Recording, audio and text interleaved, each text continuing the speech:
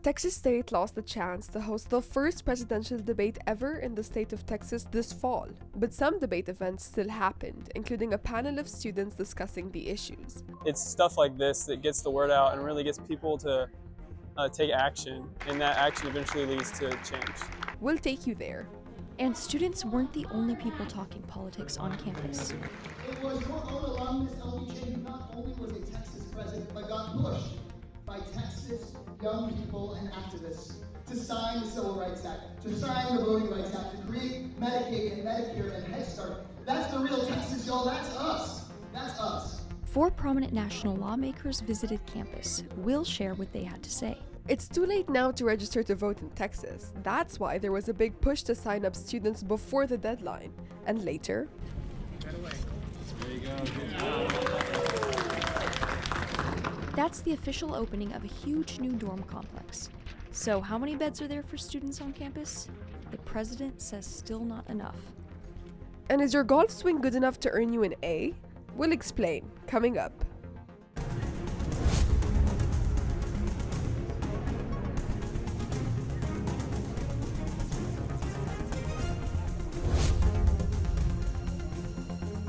Hello and welcome to Bobcat Update. I'm Luciana Schweiri. And I'm Annabelle Elliott. This is our first episode of the fall semester, and we're glad you could join us. You probably know that Texas State was supposed to host the first presidential debate of the 2024 campaign in September, but the campaigns abandoned the debate commission plan, and Presidents Biden and Trump faced off in June. But there were always plans to host some other Texas State events around the debate. One of those was a student town hall last week. Reporter Davin Meredith was there to cover it all. Davin? Thanks. There were 8 students on the panel, a diverse group representing majors from all across campus. Annabelle was one of the 2 hosts. The idea wasn't to argue with each other. Instead, it was to share opinions on issues with an open mind and respect.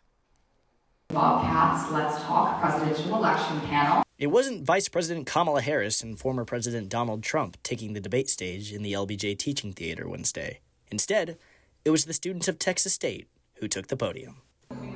The Commission on Presidential Debates officially canceled the initially scheduled debate for September 16th, preventing San Marcos from hosting the Republican and Democratic nominees. Though President Trump and Vice President Harris weren't at the podium, students like Kylie Crook were able to take their place, discussing issues and topics that affect not only the nation, but also each student's future. Yeah, I think this is really, really important for participants, but also listeners to be a part of something bigger than them. And I think especially for this election, it's really important to share our voice and Gen Z's voice.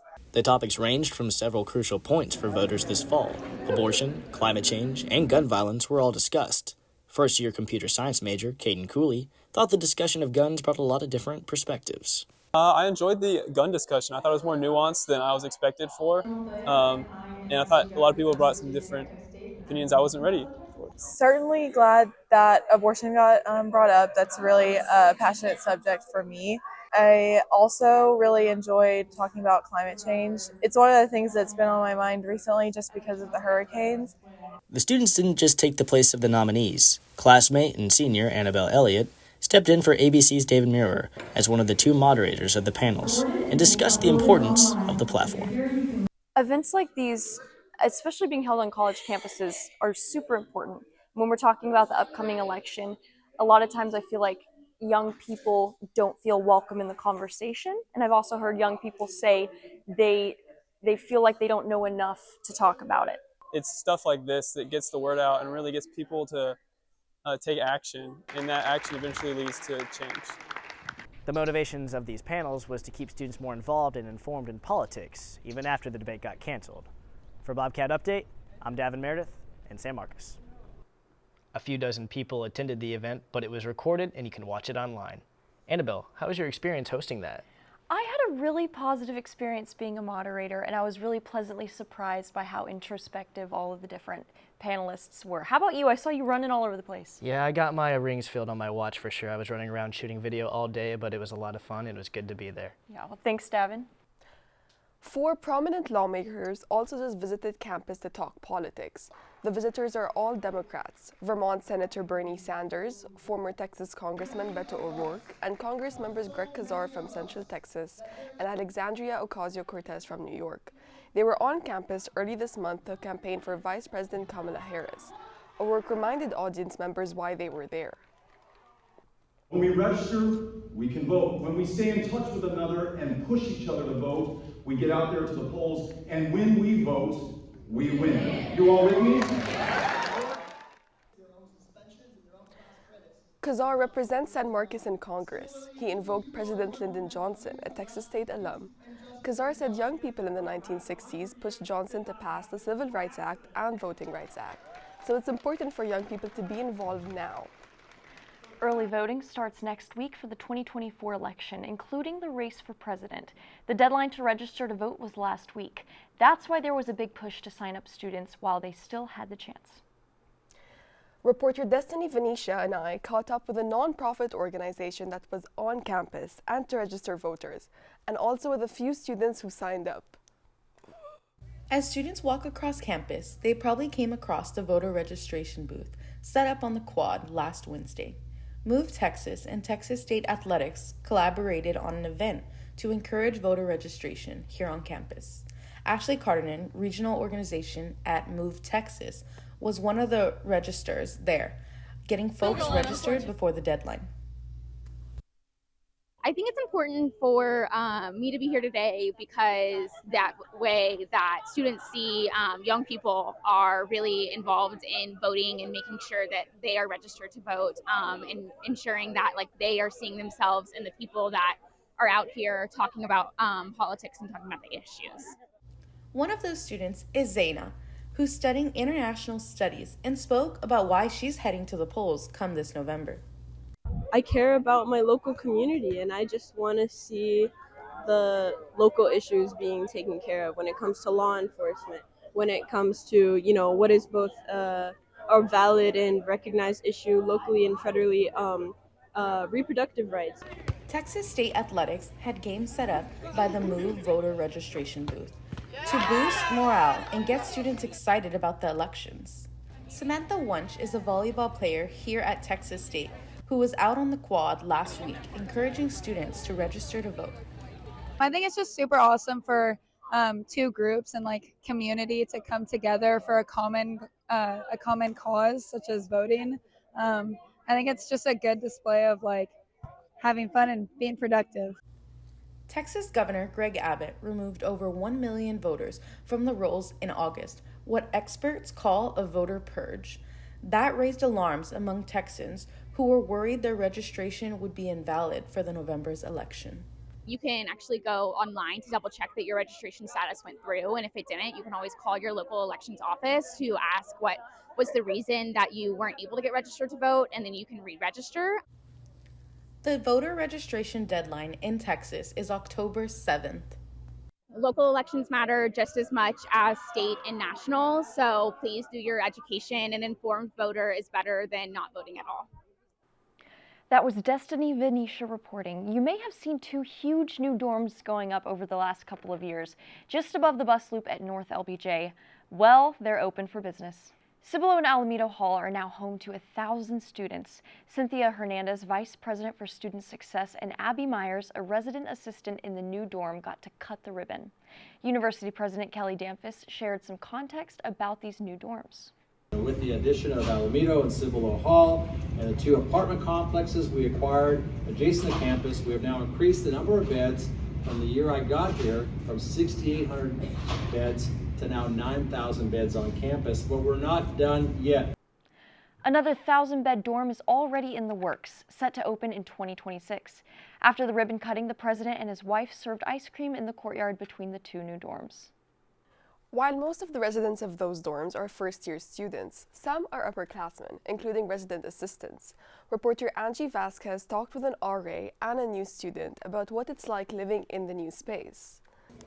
RAs are a staple of campus life, and with the new addition on campus, RAs are having to adapt to new facilities, drawbacks, and opportunities. To be honest, I only see real benefits actually, just because we have such a wide courtyard space and we have so much grassy areas, and also our common areas are pretty large, pretty sizable. So if you're trying to get 80 people at one event, we actually have the space equity for that. So that's been extremely beneficial. And aside from that, we're in kind of the heart of campus. So if you want to go to the library or commons with your students, it's pretty feasible to pull it off. I was pleasantly surprised on how big it was, because in the pictures it looked a lot smaller. Abby Myers, the second floor RA and Honors Living Learning Community Assistant, works to make her student interactions unique and personal. You know, we go to lunch together, we have movie nights, and a big welcome for me was I wrote them each individual letters and just kind of said, hey, like, welcome to campus, I'm so excited to have you, like, I'm here and if you need me, and here to support you. So. It's not just the new dorms that Abby needs to navigate, but the record enrollment as well. I was really excited just because this is such a bright future for Texas State that we're opening a hall that's going to be able to have so many more students. We're the most applied to school this year again, which was really exciting, biggest freshman class, and so knowing that I'm in the building where a lot of Texas State's future is starting has been really cool. Reporting with Kelly Gugay and Lisette Aguilar, this has been Angie Vasquez for Bobcat Update. We have continuing coverage of these new residence halls, including a comparison of new and older dorms on campus and a look at costs. Watch for more stories next week on housing and on our 4th straight year for record enrollment. Hey Annabelle, are you a golfer? You know, I've really been wanting to get into it. Why? Because it could earn you an A and some credit hours. We have that story all teed up. Damn, I wish there was a class that would make my shot better. Lucky for you, there is a golf course class. Prescription drug pricing points to corporate Freedom of the press is about your right to know. It's about your right to be informed. Today, there are real threats to press freedom and your right to know about the world around us. We must protect our right to know, no matter what kind of news is important to you. Before it's too late, understand the threats. ProtectPressFreedom.org. This was Family Weekend at Texas State, and UFCU Stadium was sold out for Saturday's home football game. And did the Bobcats ever put on a show for that crowd? Gavin Merchant joins us with a look at football and more. Gavin? Thanks, guys. Like we mentioned, Bobcat football won again last weekend, and Saturday's volleyball game against South Alabama was a tough one. The Bobcats battled against the Jaguars. Texas State Athletics had a tough competition this past week as 2 teams in San Marcos showed their colors. We'll start with the Texas State football team, who took on Arkansas State Red Wolves and in dominating fashion outscored the Red Wolves with a final score of 41-9 as Jordan McLeod led the team with 4 touchdown passes. The Bobcats moved to 4-2 overall and 2-0 in the Sun Belt Conference as they look towards their next matchup on the road against the Old Dominion Monarchs. Moving on to the Texas State women's soccer team, they took on the ULM Warhawks this past Sunday and pulled out a very tight victory, with the Bobcats coming away with a 3-2 win in Sunday's matchup. Next up, the Bobcats travel to Old Dominion for a match on Friday at 6 p.m. Turning to volleyball, the Bobcats face the South Alabama Jaguars in their second Sun Belt Conference series. The Bobcats won only 2 sets out of the 8 played throughout the weekend. The Bobcats return home to Strahan Arena as they take on the Arkansas State Red Wolves in another Sun Belt Conference clash this weekend. You can take all kinds of courses and all kinds of cool subjects here at Texas State. Languages, drone piloting, human performance. But imagine trying to make the grade on a golf course. Don't laugh. It's serious business at the McCoy College of Business. Photographer Brandon Fielden and I teed it up. The golf course class being offered by the McCoy School for Business is being taught by PGA golfer Lonnie Alexander. The course aims to help you improve your swing. That way you can look better in the business world. Golf's a very hard game. It's hard to get good in a semester's time, but I can definitely get them business golf ready. So that became my goal. According to Jaden Gonzalez, the course offers a good mix of logic and skill for the business golf world.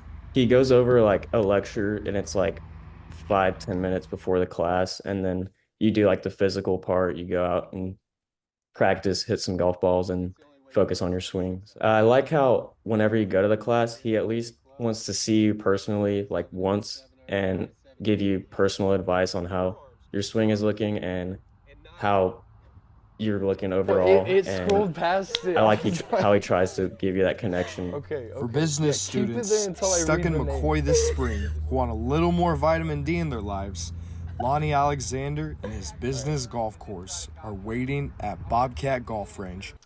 Annabelle, Luciana, women's soccer and football both play Old Dominion this weekend. Volleyball takes on Arkansas State. That's it for sports this week. Thanks, Gavin. That made me want to take that course, honestly. I know, right? Golfing for a grade. Sign me up. Crazy. That's all we have for this first edition of the fall semester. Thanks for joining us for Bobcat Update. Have a great day, and we'll see you soon.